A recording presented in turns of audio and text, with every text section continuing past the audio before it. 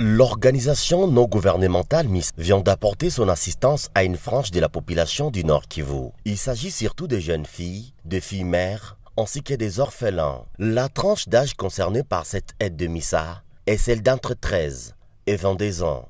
Les bénéficiaires vont très incessamment bénéficier d'un encadrement financier et d'une dotation en matériel de divers genres. C'est dans l'objectif de renforcer leur autonomisation en vue de les amener à se prendre elles-mêmes en charge par l'exercice du petit commerce. Ensuite, plusieurs seront formés à métiers et travaux techniques, à l'instar de la coupe et couture et la coiffure. Peu avant le début proprement dit de l'implémentation du projet, MISA a dépêché Madame Mami Sawa de la Hollande vers la RDC, son pays d'origine, pour venir s'enquérir de la situation caractérisée à majeure partie par une misère qui traverse la population depuis bien longtemps et accélérée par la récente éruption volcanique de Nyiragongo du 22 mai 2021.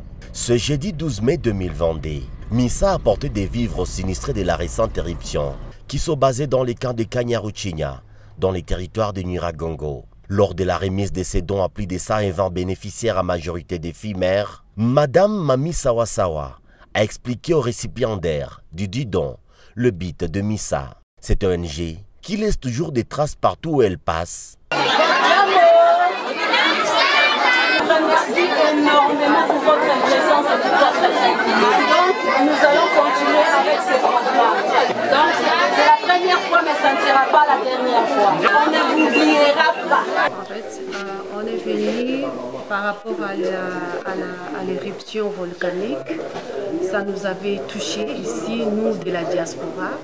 Et on a pensé faire quelque chose pour ces sinistrés. Et comme la vision de notre organisation est d'assister les jeunes filles, on s'est dit alors pourquoi pas se focaliser sur ces jeunes filles qui sont victimes de cette catastrophe-là et de les aider à être autonomes. En fait, nous sommes là pour les assister et de les aider, les soutenir pour qu'ils puissent avancer de l'avant, apporter l'aide durable.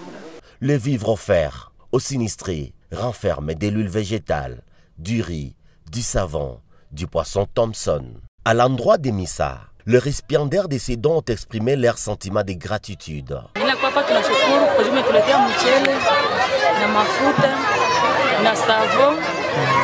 na Thompson kusaidia hata kushona vitako na kushona mashini na mashini macha kazi yote tu mama fikiri yetu ikumbuke hapo. Nashukuru sana sisi tunaomba mnisaidie tuna kazi ya mikono. Kwa tunaishi hatuna chakula na tunashukuru kwanza juu mmesaidia wanusu na chakula na mai tunaangeka kumai mawese ziteza tugonjeshe kwa sika kuwese make inaharibika sana kisha na hatuna mai. Watusaidie watushenge, tusaidie sana tena makazi za mikono, sa vile kushona, kupiga, kuisha kubarabara kwa mingi tu wanashona kazi za mikono. MISA imefika hapa inatusaidia na sisi wafie mere inatupatia mrongo 2 ya mchele, Thompson 2, mafuta. Tunashukuru sana. En retour, Madame le coordonnateur de MISA a alors annoncé que la formation en coupe et couture, art culinaire et autres allait suivre la formation après l'autre sous la coordination de son équipe déjà mobilisée pour la cause. Nous avons des papiers que nous avons reçus là-bas à Kinshasa. Nous avons des certificats de santé au ministère de Santé, au ministère de l'Agriculture. Nous avons tous ces certificats-là. En tout cas, nous avons aussi les certificats du JAR, de la famille aussi. Nous sommes un autre. Juste après Kanyaruchinya, l'équipe de la MISA conduite par Madame Mami Sawa et Papi Okito, leur point focal au Nord Kivu, se sont dirigés vers des centres de formation qui encadrent les jeunes filles mères et les déplacés victimes de l'insécurité, dont ceux fouillant la guerre de Béni, qui jusqu'ici apprennent la coupe et couture, quoique dans des conditions peu bonnes. Pour témoigner de son encadrement vis-à-vis de cette catégorie de personnes, MISA leur a donné une enveloppe d'argent, question de pallier au manque du matériel nécessaire pour la formation et l'exercice du petit commerce. Le bénéficiaire du don s'exprime en Kiswahili.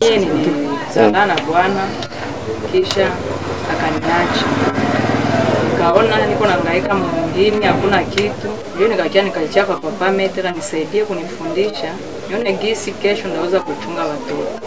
Ukatusaidia, unatuzia hii mashini njoo kitu kenye umetufanyia ile mashini sepa kwa nyumba mama akakufa nikapendana na gato akanibebesha hivi. Wakati nilikuwa najifunza basi nikaacha juu ya kuta mzazi. Nikakuwa pale nimeteleke basi. Ndio sasa hii ndio niko natafuta kachuruzi tu nitelekeze pale basi. Nishaanza telekeza kabila kwa barabara nikamsaidia. Nilikimbia hapo ajili ya kuua watu wengi sana, watu wakakimbia. Ndio sisi tukatoka. Yakaka huko nikakaa kwa grand scène tu ya familia. J'ai besoin que la vie puisse Après les Nyiragongo, une partie de la ville de Goma, Madame Mami Sawasawa continue avec sa visite dans les territoires de Massissi, où elle est partie voir l'orphelinat qui encadre les enfants d'un seul mois jusqu'à une vingtaine d'années. Ici, Missa a été accueillie par ses enfants qui n'ont ni nourriture, habits, eau dans leur orphelinat. Ils ne faisaient que scander des chansons de joie.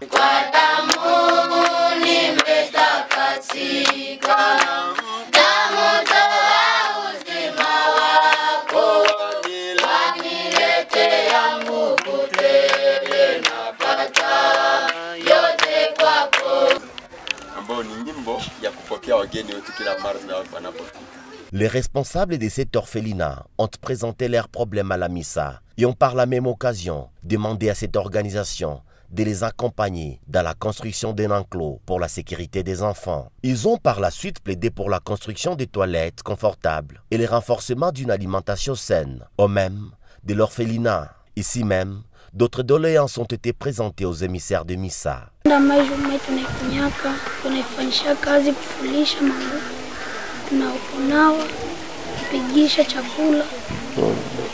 Sasa tunaomba tukangobinia pa yetu kujua kunawa kufula. Tushofe kamoya. Mimi sina mpango mzuri kati ya kafete ambapo wanakuwa watu sumbua. Mtu anafika hapa wanaiba vitu hivyo. Kunjua ambapo wanatusumbua kwa kwa mkanisi. Tupa mchanga kwa manjano. Hapa kama na yeye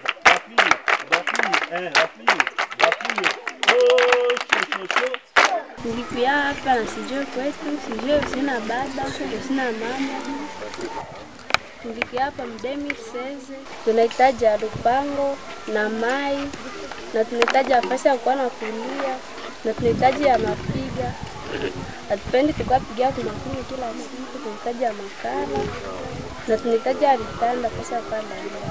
Viato na masuve Na lupango, hospitali. Salama shimama tukupigie chakula si vile? Ya matabishi. Halo, chauffeur. Chauffeur salama kule bien. Moya. Mbili. Tatu.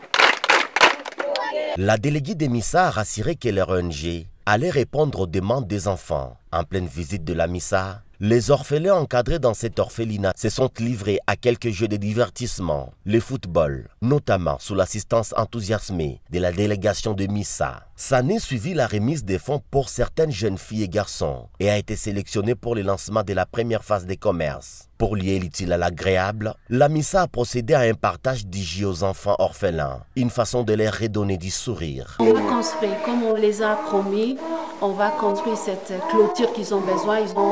Ils ont besoin de sécurité. Ce sont des enfants qui habitent là et il y a des voisins.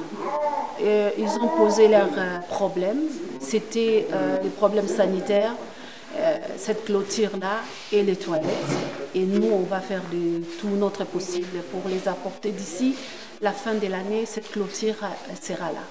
La clôture des visites au Nord Kivu de la déléguée de l'ONG Missa, Madame Mami Sawa, a été plutôt marquée par son entretien qu'elle a eu avec les filles mères de l'église Cité Bethel de Goma. Tout ceci par l'implémentation de la vision tendant vers l'autonomisation de la jeune fille et de surcroît la fille mère en vue d'accroître sa valeur ajoutée dans la société. À l'église Cité Bethel, la séance de sensibilisation a commencé par une prière dite par les pasteurs de l'église Bethel, suivie du briefing sur les objectifs de Missa ONG en République démocratique du Congo. Après cette étape, quelques filles mères ont partagé leur expérience, les ayant conduits à devenir filles mères, ayant proposé ce qu'elles estiment être de pistes et des solutions pouvant les aider à amortir les chocs de leur état actuel.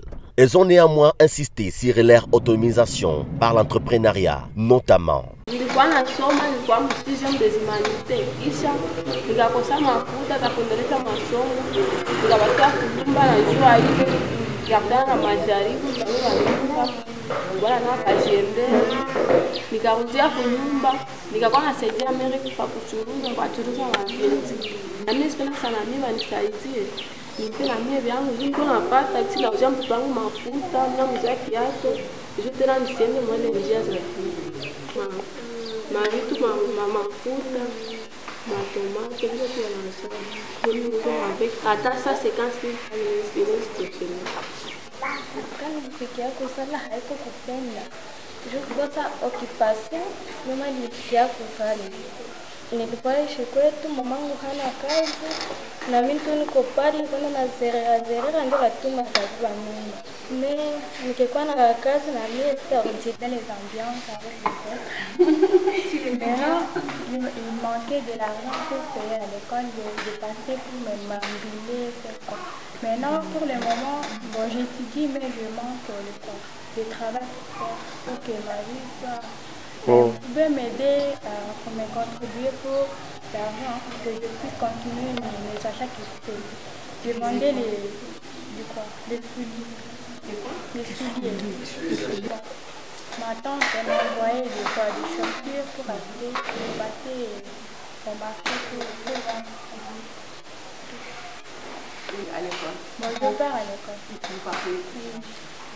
Pour finir, Madame Mami Sawa est revenue sur quelques objectifs de l'ONG MISA. Pendant ces temps, elle a expliqué comment son organisation comptait accompagner les jeunes filles dans l'entrepreneuriat. Parce que nous savons tous ce qui se passe ici à l'est du pays. Il ne faut pas oublier que nous sommes à Goma.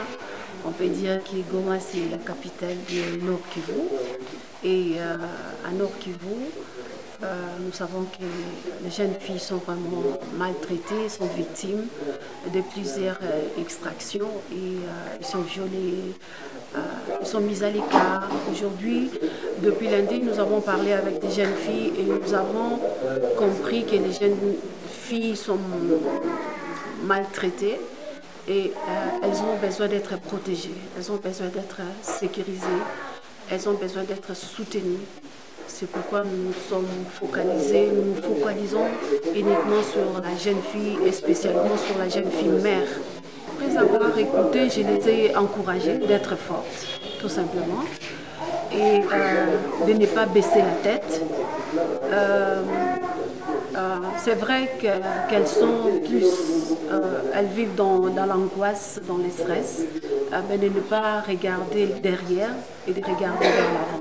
Donc à la communauté, je commencerai par la communauté internationale, celle de la diaspora, de ne pas oublier, parce que nous tous nous sommes des Congolais, nous venons du Congo, nous sommes nés au Congo, et au Congo, les jeunes filles que nous avons laissées ici, nos jeunes filles, nos sœurs, que nous avons laissées au Congo ont besoin de nous. Donc on ne peut pas les oublier, il faut qu'on se mobilise, il faut qu'on se conscientise pour que nous puissions vraiment les aider, de venir en assistance, les assister à être autonomes. Comme je vous ai dit au début, en fait ma venue ici c'était une prise de contact. Et pour prendre contact, pour savoir là où se trouvent ces jeunes filles, il faut contacter les cas de sinistrés, il faut aller dans des orphelinats, il faut aller dans des écoles, il faut aller dans des églises. C'est là-bas que se trouvent ces jeunes filles-là. Alors nous avons jugé bon d'aller dans tous ces coins-là pour rencontrer, pour faire la première prise de contact avec toutes ces jeunes filles. Parce que nous ne pouvons pas aller maison par maison. Nous devons aller dans des orphelinats. Dans les orphelinats, il y a des enfants, il y a des jeunes filles. Et nous avons aidé tous les enfants, mais nous avons ciblé aussi des jeunes filles. Par exemple, l'orphelinat qu'on était derrière, il y avait au moins 4 jeunes filles qui étaient à l'âge d'entreprendre, qui étaient à l'âge de faire quelque chose. Et nous les avons soutenues. L'ONG MISA a été créée en 2009. Et depuis là, l'ONG est internationale. Nous nous occupons de la réinsertion sociale des enfants, donc sociale et familiale. On essaye d'insérer les enfants dans la société, les enfants marginalisés. On essaye de les insérer dans la société et enfin de les éduquer, de les envoyer à l'école, leur scolarisation, leur vie familiale et tout. Après 2006, nous avons changé, nous n'avons pas changé de vision, mais nous avons jugé bon de devenir une entreprise sociale. C'est un peu aussi la même chose avec une ONG, mais c'est une ONG qui crée des revenus, une ONG qui crée des emplois. Et c'est maintenant nous sommes focalisés à créer des emplois parce que nous ne voulons pas aider seulement les gens avec les habits ou la nourriture ou avec, je ne sais pas, nous voulons vraiment créer des emplois, fabriquer ou créer des entreprises pour que ces jeunes filles puissent venir trouver des emplois. C'est ça notre focalisation maintenant, c'est ce que l'ONG MISAVE œuvrait dans ce sens-là. Ça c'est notre première prise de contact. On va d'abord, toutes les filles qu'on a rencontrées pendant mon séjour ici, on va essayer de les accompagner jusqu'à quand est-ce qu'ils deviennent vraiment autonomes. En tout cas, c'était vraiment très émouvant, très triste de voir les gens vivre dans ces conditions-là. Ça m'a fait vraiment mal au cœur. Parce qu'ils n'avaient pas vraiment d'eau. À un moment donné, j'ai eu envie de me soulager. J'ai voulu partir aux toilettes, mais je n'ai pas pu. Je n'ai pas pu parce qu'il n'y avait même pas de l'eau pour se laver les mains. Donc, ce que moi je peux faire, c'est juste faire appel à la communauté internationale, à la diaspora, que nous puissions mobiliser même $1000 pour que nous puissions remplir ces tags-là d'eau. D'ici quelques temps. Elle a également ajouté que la mise en œuvre de projets de dotation de matériel de couture aux différents centres visités, ainsi que la matérialisation du projet de construction de la clôture pour la sécurisation de l'orphelinat de Mubambiro et tout ce qui s'y rapporte seraient pris en compte dans les jours à venir.